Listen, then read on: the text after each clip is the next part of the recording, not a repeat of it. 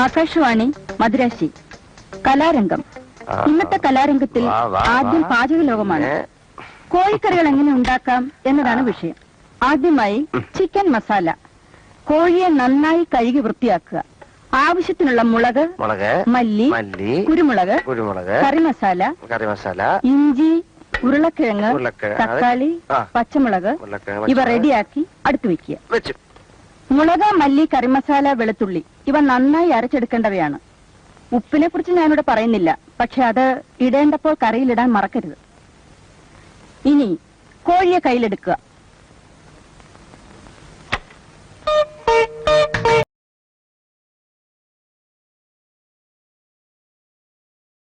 ഇനി മെല്ലെ ശ്വാസം അകത്തേക്ക് വലിക്കുക.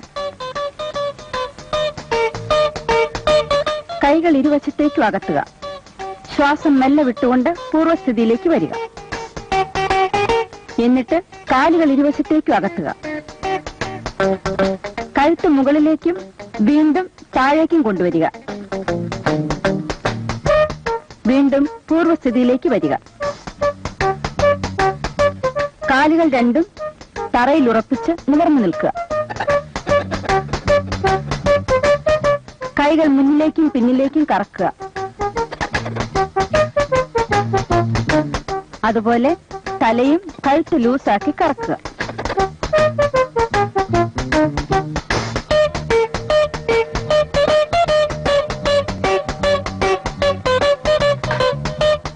ഇപ്പോൾ നിങ്ങളുടെ മുന്നിൽ ഇരിക്കുന്നതാണ് സ്വാദിഷ്ടമായ ചിക്കൻ മസാല. ഇനി വൃത്തിയായ പാത്രത്തിൽ സാലഡുകളോടൊപ്പം വിളമ്പിയാൽ മാത്രം മതി. ഇന്നത്തെ പാചകലോകം ഇതോടെ അവസാനിക്കുന്നു.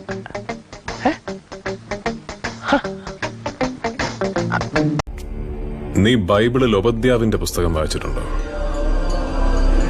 ഇല്ല, ഇന്ന് തന്നെ അതൊന്നെടുത്ത് വായിക്കണം.